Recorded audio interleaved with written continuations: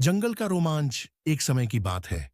एक छोटे से गांव में, जो एक विशाल जंगल के किनारे बसा था, एक जिज्ञासु और साहसी लड़का रवि रहता था।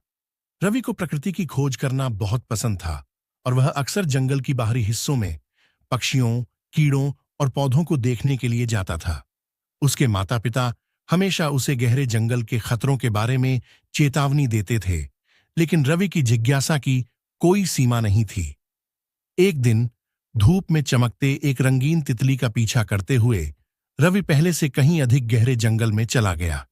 वह झाड़ियों के बीच से दौड़ता हुआ, काई से ढके पत्थरों को पार करता हुआ और ऊंचे पेड़ों के नीचे से गुजरता हुआ तितली के पीछे पीछे चला गया।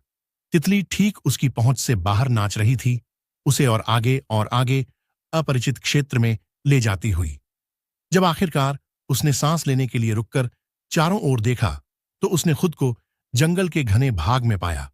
प्राचीन पेड़ उसके ऊपर खड़े थे, जिनकी शाखाएं एक प्राकृतिक छतरी बनाकर सूरज की रोशनी को एक हल्की हरी चमक में बदल रही थीं। हवा में गीली मिट्टी और खिले हुए फूलों की खुशबू फैली हुई थी। जब उसे एहसास हुआ कि वह खो गया है, तो डर ने उसे घेर लिया और जंगल जैसे उसके चारों ओर बंद हो गया। रवि को अपने पिता की सलाह याद आई।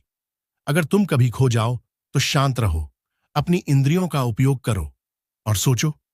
एक गहरी सांस लेते हुए उसने अपनी आंखें बंद कीं और सुना।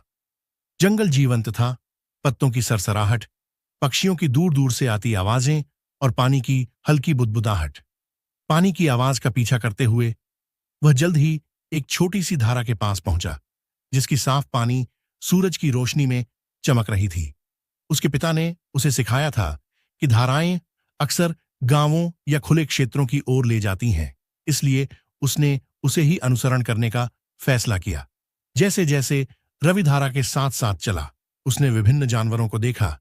पानी पीते हुए हिरणों का एक परिवार, शाखा से शाखा पर कूदते हुए रंग बिरंगे पक्षी और यहां तक कि एक शरारती बंदर जो जैसे उसका पीछा कर रहा था।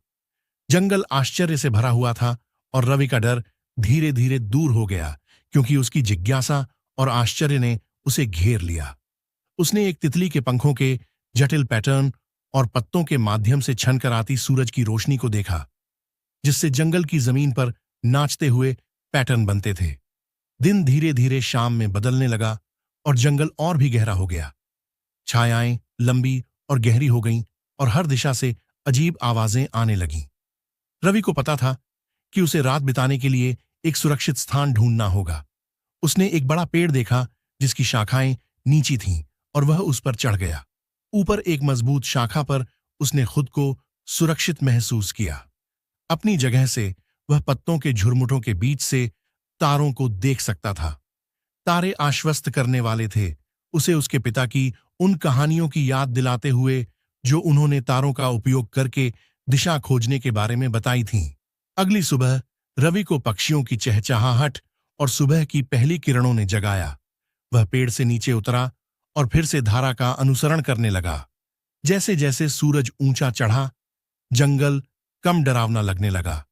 कुछ घंटों के चलने के बाद उसने दूर से आवाजें सुनी, जो जंगल की आवाजों के साथ मिल रही थीं। उसका दिल उम्मीद से भर गया और उसने अपनी गति बढ़ा दी। जल्द ही वह गांव के कुछ लोगों के पास पहुंच गया, जो जलाऊ लकड़ी इकट्ठा कर रहे थे। गांव वाले उसे देखकर आश्चर्यचकित हुए और तुरंत उसे पहचान गए।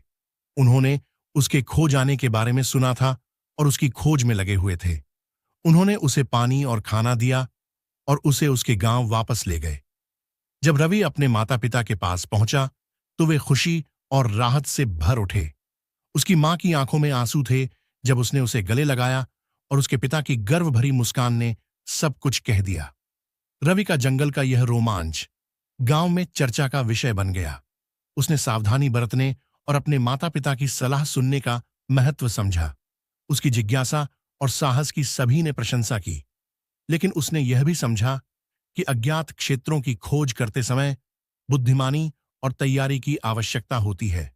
उस दिन से रवि ने प्रकृति की खोज जारी रखी, लेकिन उसने हमेशा यह सुनिश्चित किया कि वह सुरक्षित रहे और कभी अकेले बहुत दूर न जाए। उसका जंगल का रोमांच एक प्यारी कहानी बन गई, जिसे उसने अपने दोस्तों के साथ साझा किया, उन्हें साहसी बनने के लिए प्रेरित किया।